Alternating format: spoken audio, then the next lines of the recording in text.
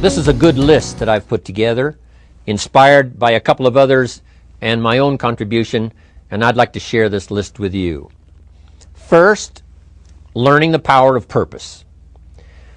A person who has purpose in their life, they have something to go for, some meaning. One writer described it, for some people it becomes a magnificent obsession. And for you and I, maybe it doesn't need to be that dramatic as a magnificent obsession. But it has to be something that does something to us, something that pulls us, especially into the future. You know, there are many influences on us. One is the influence of the past. Some people are always pulled back by the past. Some people are always pulled aside by the distractions. But here's what's powerful. If you have a list of high purpose in your life, it pulls you toward the future. And the more powerful the purpose is, the stronger it pulls.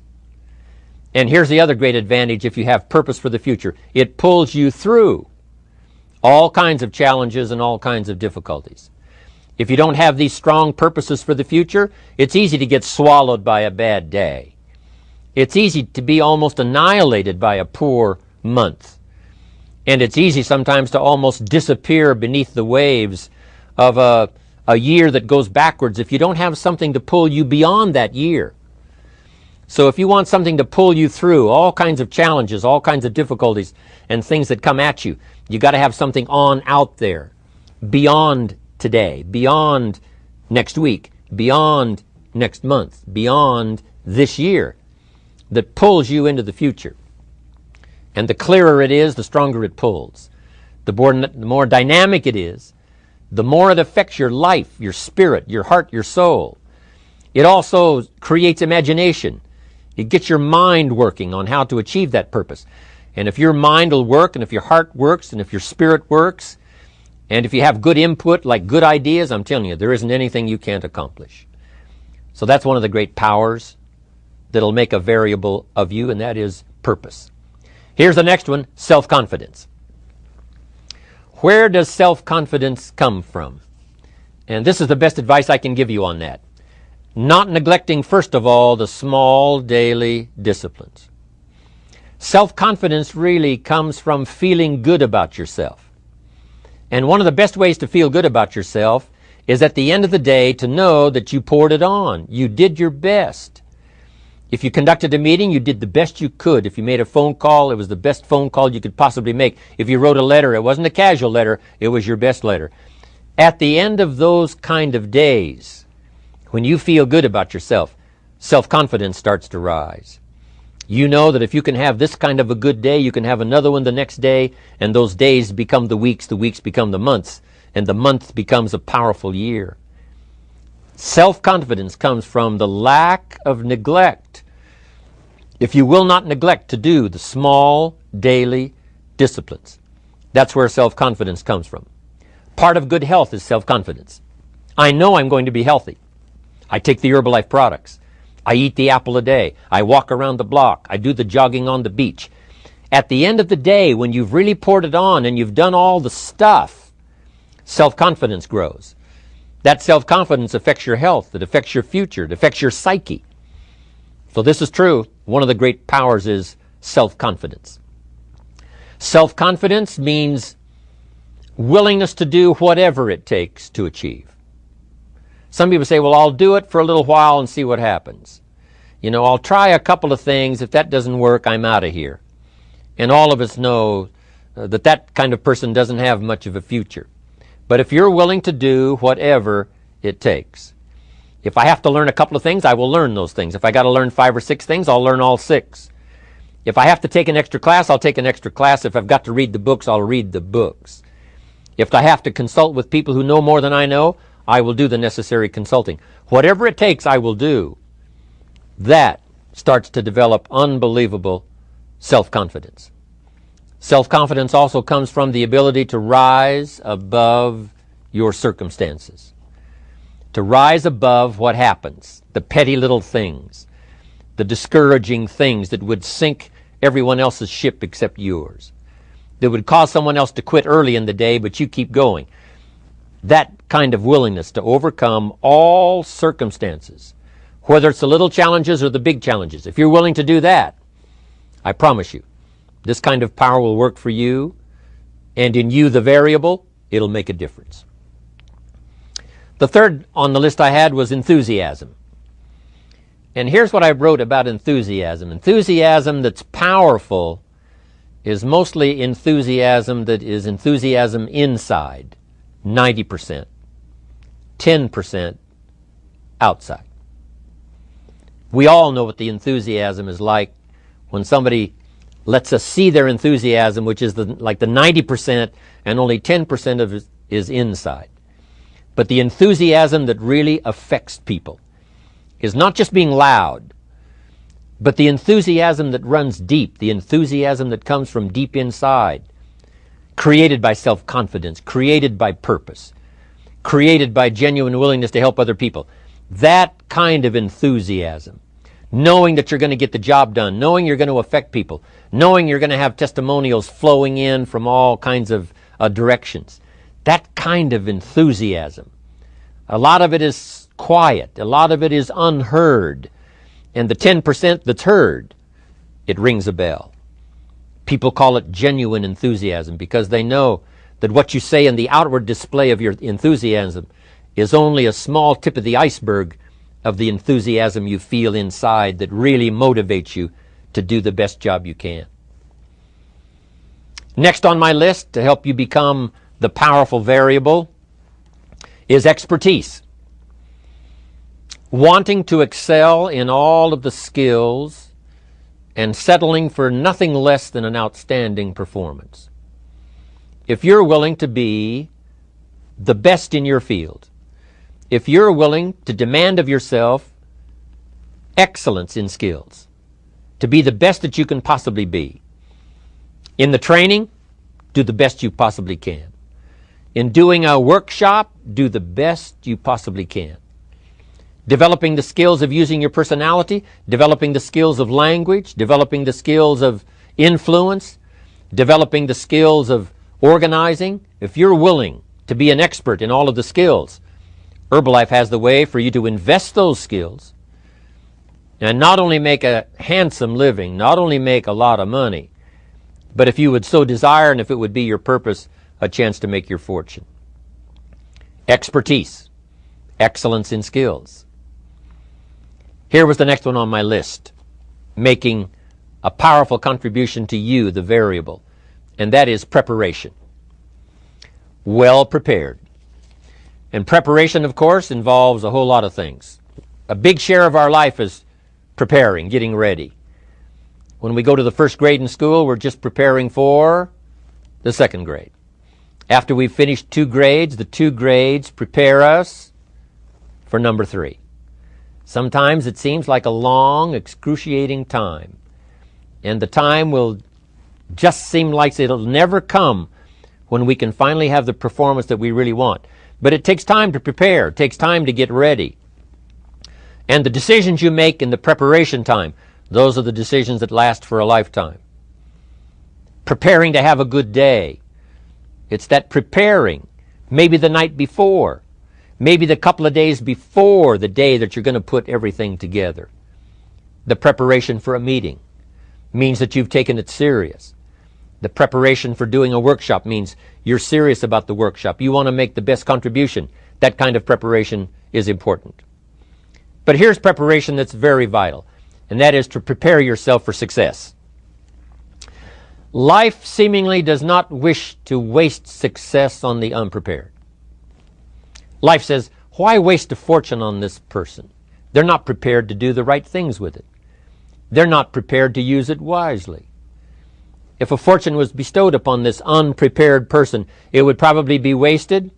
The people that could have been touched won't be touched. What could have been done won't be done because this fortune will have been wasted on the unprepared person. So not only look for fortune, not only look for the promise, but prepare yourself. And ask of yourself, what can I do to make myself ready? Because remember, life was designed not to give us what we want, not to give us what we need, but life was designed to give us what we deserve. Every value in life must be paid for, and those that pay are the ones that get it. It says those that give receive. Someone says, I wish to receive, I wish to receive. You don't have to concentrate on receiving. Just become a good giver. It says those that search will find. Someone says, well, I need to find some good ideas to help change my life for the future. Then to find good ideas, that doesn't come because you need them. It comes because you search for them. If you want good ideas, you got to go after them. You got to go to the class, you got to go to the workshop, you got to go to the training, go to the book, right? You got to go to the journal, right? Go where good ideas are being taught. Go searching, go looking, because good ideas are not going to be wasted on those that are not seeking, searching, well prepared. So, prepare yourself to be ready for fortune when it comes, to be ready for challenge when it comes, to be ready for opportunity when it comes. Opportunity comes along and passes by the person that is not well prepared. I want to prepare myself this year for next year. Yes, I wish to be effective this year, but I'm also thinking of ways, how could I be better? How could my ideas be more powerful? How could they be sharper, more clear? How could I reach some people next year that I perhaps can't reach this year? I haven't reached deep enough into my own soul to affect some people. Some people just pass by and say, hey, what a good speech. But how could I make it stronger than that, deeper than that, more powerful than that? I cannot be as powerful as I could be next year. You know, you can't go to the 10th grade in the 5th grade. You just got to go through the grades. But the more you are prepared, when the 10th grade finally comes, now you can cash in and get 2 times, 3 times, 5 times more value from it by being prepared.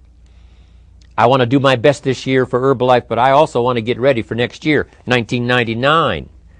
And then when the year 2000 comes, at the turn of the century, I want to be well equipped by language, by instinct, by temperament, by personality, by influence, to really be valuable the year 2000, 2001, 2, 3, 4, 5.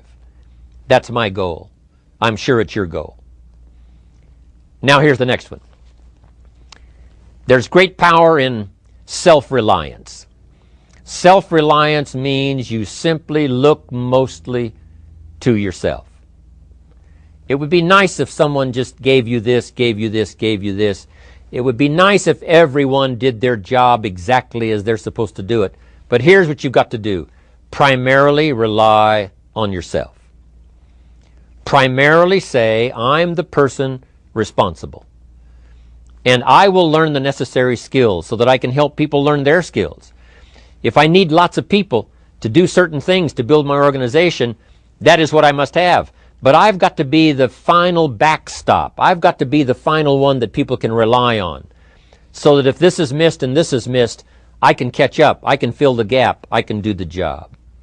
We have to do it when we conduct meetings. We have to do it when we conduct training. We have to do it when we're in a class of just a few. What someone might have missed, we're there to fill in. Self-reliance. Primarily, we're learning to count on yourself. So that you can do this, never complain and never explain. Here's the next key power, and that's image. There's many parts to image. The image that others see you as, the image you have with other people. And it's very important how other people see you.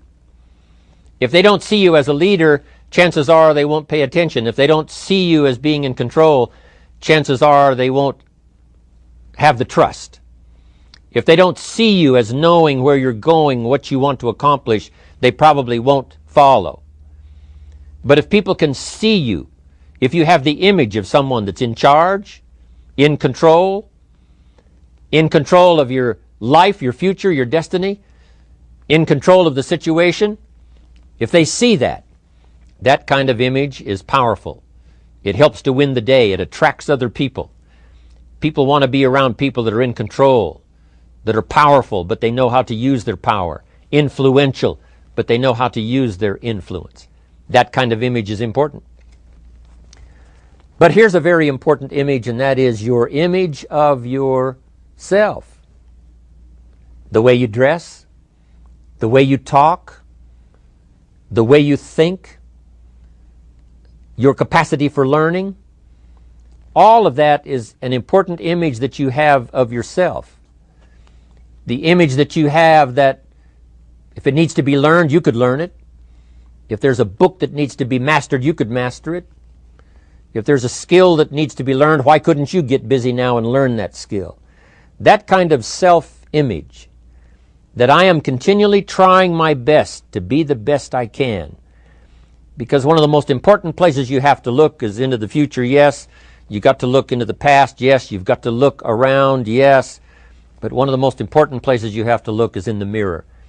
You know, how I appear to other people, that's important. But how I appear to myself is the ultimate importance. That kind of image, to where you'll develop the self-confidence, you'll develop the self-reliance. Now here's another one in my rather short list. The next word is character. Becoming a person of high values, a person of principles, a person of honesty, a person that earns respect. That kind of character. It took character when Mark started to put the marketing system together. How can we have a system that will build in the integrity, that people will know that if this happens, then this will happen. And if this goes wrong, here's the way to fix it. Unless you have the principles and the character and the integrity to put together a viable plan for a wide variety of people, then the system is not going to last very long. And I've been around long enough, and I'm sure you have been around long enough to see a lot of systems that got started, but they failed. And the reason is because they were not constructed with integrity. They were not constructed with character. They were not constructed with doing the right thing. They might have been constructed to take advantage. You know, cash it out as quickly as possible and leave. Mark was involved when others took advantage of him all those years ago before Herbalife. When someone took advantage and didn't have the character, didn't have the principles, and didn't have the character to stay, the character to see it through, the character to do the right thing. So this is important, to develop the character within yourself, that people see you as honest, as fair, willing to do the right thing, willing to be helpful, but always willing to walk the center line, not to pass the line. When we come to an opportunity like Herbalife, especially multi-level network marketing, it is so dynamic, it is so powerful, and it is so possible in fortune making that sometimes people want to speed up the process by cutting the corners, by neglecting to do the right things, you know, to cheat a little here, you know, cross the line just a little bit, because then, you know, it'll grow faster and you can cash in quicker. Not necessary here. Doing Herbalife right will build your fortune longer and stronger than trying to cut the corners and not doing it right. If we'll have the integrity that Mark had when he started it, and keep perpetuating that we will do the right thing by the marketing system, the right thing by a distributor who has a customer and they take care of that customer belongs to that distributor. That kind of integrity in the marketing system, the kind of integrity we have among each other, the kind of character we have to rely on each other, because here's what we cannot do. We cannot do this by ourselves. Mark's got to count on me. I've got to count on Mark. We've got to count on the president's team. The president's team has to count on the chairman's club for advice and counsel. We have to count on the millionaire team, the tabulator team, the world team. We've got to count on the distributor. We've got to count on the distributor giving the right message to the potential customer. We've got to count on the distributor giving wise counsel to the new recruit, teaching them the right way, the Herbalife way, the principled way, the character way. Vitally important. Building and developing your own character. Now here's another one. It's called self-discipline. Self-discipline, all of us have a challenge with that. Because sometimes it's easy, and especially if you're working hard, doing the best you can, it's easy sometimes to let up and let it go. But remember, So many people, especially now that we're as big as we are around the world, are counting on what we do. At home office, they have to be careful. They have to be disciplined. It's easy for the person who ships the product from Herbalife says, oh, well, I'll wait until tomorrow to ship it. And then they go home and sleep like a baby. But the distributor who's waiting for that product doesn't sleep that night, or doesn't sleep when the product doesn't show on time. But if everybody will have the discipline to say, I will do the best job I can. I will make mistakes, of course, because we're all human, but I'll try to remedy those mistakes and do the best job I can. That kind of self-discipline that understands how important your part is in all of the functions that work. Coming to work on the set here, HBN, there's so many people that play a part. And each one of the parts that are played is necessary to put on the broadcast, make it viable, make it real, make it powerful. Any couple of them missing, and it would be a disaster. But all of it put together, and it works like a charm. Each person developing the self-discipline to do their part, do their job. Here's one more, and that is the power of extraordinary performance and demanding of yourself excellent results. This is so important. If you want to live extraordinary, you must do extraordinary. If you want an extraordinary income, you must do extraordinary things. If you want an extraordinary fortune, you must go with the demands of what it takes to have that fortune. Mark has made such a fortune, it's almost beyond comprehension what the numbers really are. But guess what he has the satisfaction of knowing? He earned it all. If he'd have been lax in the performance, Herbalife would not be here these 18 years later. Herbalife would have been a footnote in multi-level history. But because he performed year after year, the 3rd year and the 5th year, and the 7th year and the 10th year, and the 12th year and the 15th year, and now performing well in the 18th year, I'm telling you, that's what makes it such a viable fortune for Mark personally, of course, because he did the job. If we would ask of ourselves that kind of performance, and you've got to ask it of yourself. You know, I can't ask it of you. I would try to inspire you.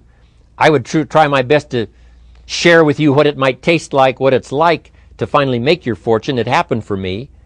But here's what you must do. You must demand it of yourself. Society does not demand that you not have a heart attack. But if you want to escape having a heart attack, you must demand it of yourself. Society doesn't demand that you take Herbalife and improve your health. You have to demand it of yourself. Society doesn't demand that you jog around the block every morning. But if you want good health, you must demand it of yourself. Society doesn't demand that you read a couple of books a week and improve your intelligence and your knowledge. That you must demand of yourself. Society does not demand that you build a financial wall around your family nothing can get through. That's not a demand of society.